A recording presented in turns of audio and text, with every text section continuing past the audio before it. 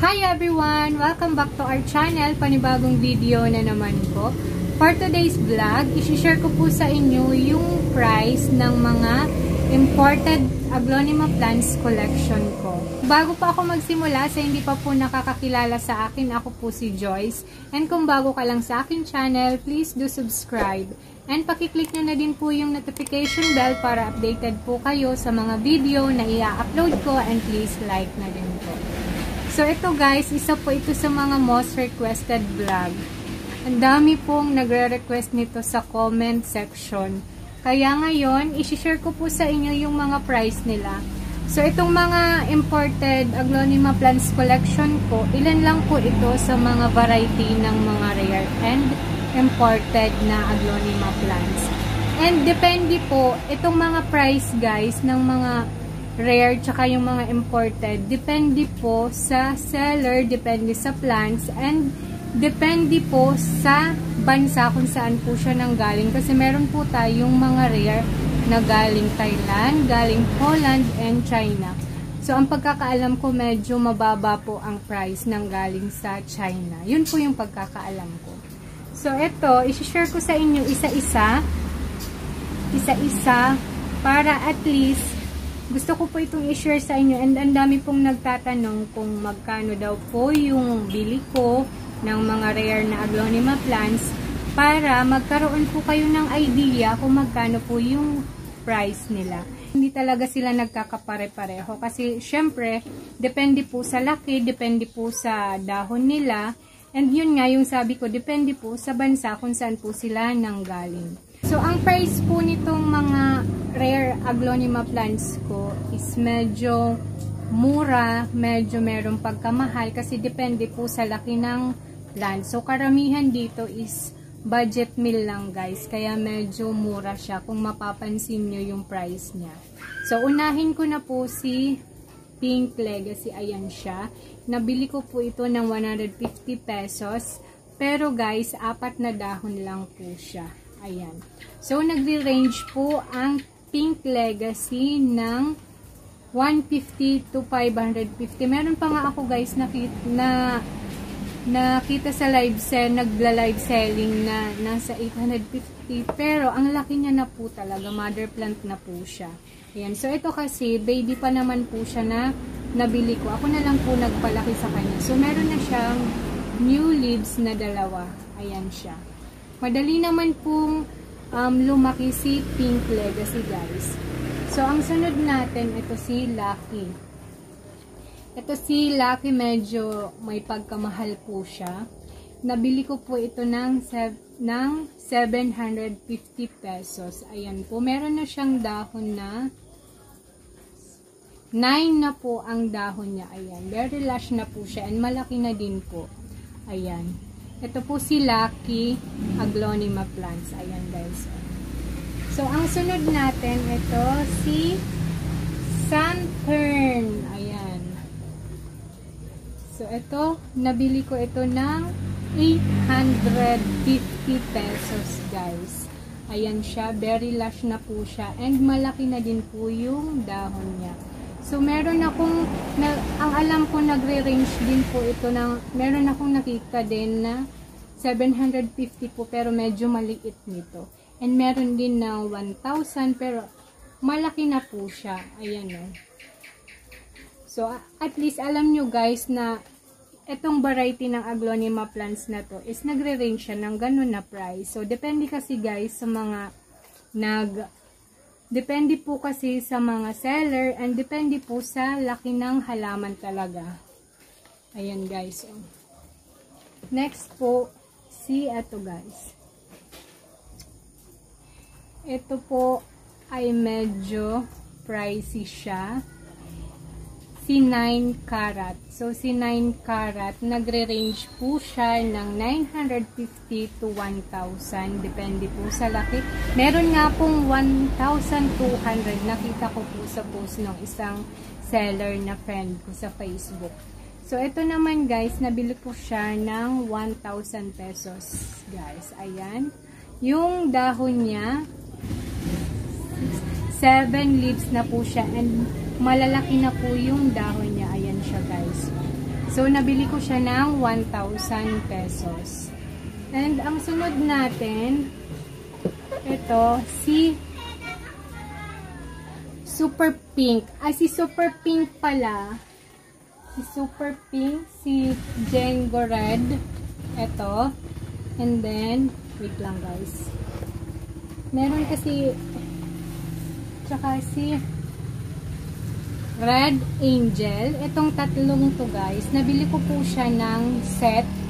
1,000 pesos po siya. Ayan guys. So, meron po ako din nakita nito na nag-post si Super Pink. 350 po yung price niya. Si Super Pink po is medyo, ano pa siya, maliit pa. Maliit pa po yung dahon niya. Pero madami na po siyang dahon. Ayan guys. So, medium size po. Ito sabi ni seller. So, ayan. Tatlo po siya. Tatlong variety for 1,000 pesos. Ayan guys. So, balik ko lang to. And sunod, ito nakakatuwa to si, yung dating ID nito, kasi nung binili ko to, magkasama po ito, tsaka si Pink Legacy. Sabi po ni seller, si Green Legacy to. Nung nakapag-vlog po ako ng varieties ng mga rare and imported Aglonema plants, ang dami pong nag-comment na si Black Legacy daw po ito. Ayan guys, oh. So, ito, nabili ko din po ito ng 150 pesos lang. Yes. Pero maliit pa siya. Baby pa talaga. Ako na lang po nagpalaki nito. Ayan guys, oh. Yan, si Black Legacy.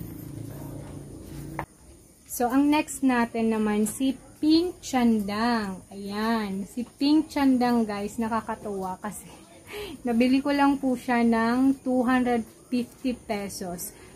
Medyo mura po yung pagkabili ko kay Pink Chandang. Ayan guys. Kasi kung tingnan nyo, laki na po ng dahon niya.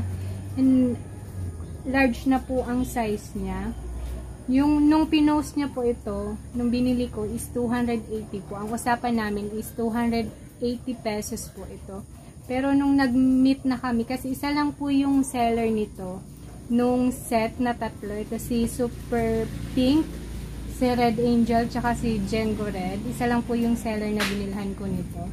So, nung nag-meet po kami, naging 250 na lang po ito. Kaya grabe yung pasasalamat ko guys. Kasi malaki na siya, oh. Ayan, oh. Kasi yung iba nasa 350 to 450 po ang price nito ni Pink Chandang. So, ang sunod natin, ito guys, si Super Pink. Ay, hindi. Si ano pala to? Sorry. Na kasi. Si Pink Suksum guys. Ayan. Nagiging red na kasi si Pink Suksum. So, nabili ko siya ng 500 pesos po. Pero, yung price po nito, noon pa po ito, nung mga kasikatan pa lang. And medyo maliit pa po ito nung nabili ko siya. Kaya 550 pesos po siya. Pero ngayon medyo ang alam ko medyo nagbawas na po yung price nito eh. Kasi meron nga akong nakita na nasa 350 to 450 po siya. Ayan, pero hindi siya ganito kalash. Oo. So, ito, nabili ko siya ng 550 pesos po. So, ang next natin, ito si Stardust. Ayan, si Stardust. Ang ganda ni Stardust, guys, oh. Ayan, oh. So, nabili ko po ito ng 550 din. Laging merong 50, guys. Yan. Ayan si Stardust. So, meron na din akong nakita nito. Medyo mura na po kasi sila ngayon. Yes, maganda na pong bumili ng mga rare na Aglonema plants. Kasi yung iba, guys, nagmura na po. Meron na pong nagbebenta nito na nasa 350 na lang po siya. So, ito, nabili ko siya nung kamahalan pa. 550 po ang bili ko nito. Ayan. Si Stardust. Ayan. Next po is si Indiana. Ayan. Si Indiana, meron na siyang old leaves, guys. Ayan, nag-yellow na siya. Nakakatuwa to si Indiana kasi nung nabili ko, is parang merong siyang katabing stem na pwede siyang i-propagate. So, pre-propagate ko. Papakita ko sa inyo, guys. Wait lang.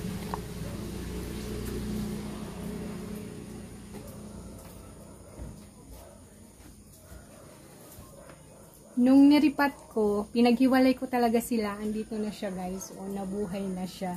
So, nakakatuwa lang. And, ayan. Meron na siyang old leaves. Nagkaroon na din po siya ng supling. Ayan guys, oh. Kaya nakakatuwa to si Indiana. Medyo mahal lang. So, ito, pwede ko na itong ibenta dito. Sa mga nagtatanong po, hindi po kasi ako nag-ship. Natatakot akong mag-ship guys. Natatakot ako kasi baka mabulok po yung halaman, nakakaawa po yung halaman, tsaka nakakaawa naman yung bumili kung marireceive niya yung plants na na namatay, nabulok. Atin guys, masisisi yung sa LBC, JRS, kasi minsan talaga napapatagal po yung shipment nila. So, ang sunod natin, ayan, ilagay ko muna dito. Yan, ang sunod natin, ito si Andeni. Ayan, si Andeni. Si Andeni, guys, nabili ko po ito ng 550 pesos din po. Ayan siya. Medyo malaki na din po siya. Si Andeni po.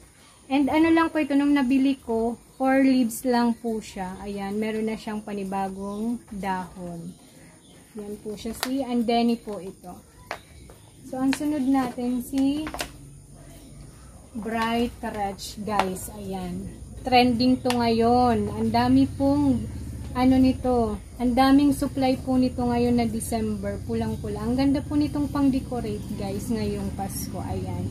So, nabili ko din po ito ng 550 pesos, guys. Lagi talagang may 50. Ayan. So, nakakatuwa kasi very lush po siya. Ayan. Ang dami pong dahon. 2, 4, 6, 8, 10, 12. Ika-12 po yung baby niya. So, para akong nag-live selling, guys. Oh, pamain. Ayan. Ayan po si Bright Rich, guys. Ayan.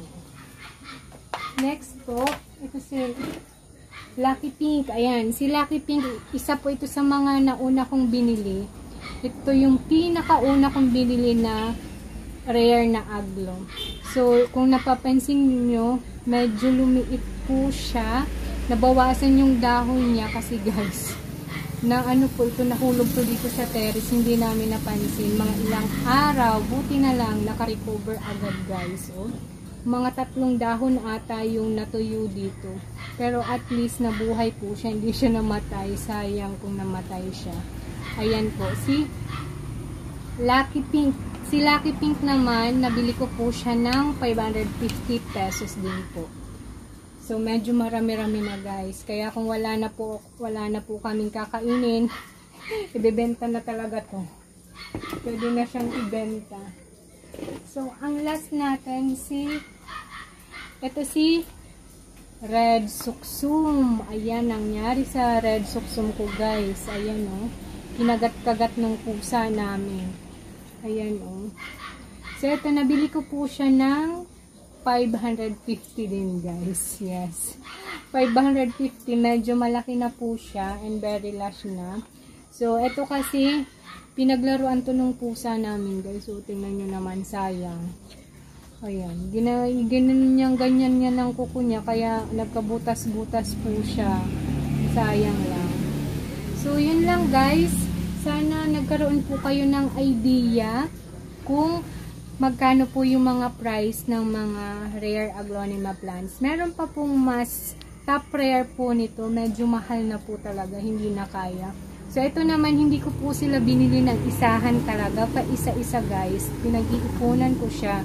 Ang ginagawa ko, pag meron na akong pwedeng ibenta dito sa mga collection ko, binibenta ko guys at iniipon ko para makabili po ako ng panibagong variety po nila. So, hanggang dito na lang po yung vlog ko. Sana po nagustuhan nyo. And kung bago lang po kayo sa aking channel, huwag nyo pong kakalimutan mag-subscribe. And pakiclick nyo na din po yung notification bell para updated po kayo sa mga video na i-upload ko. And please like na din po. Thank you for watching. Bye guys!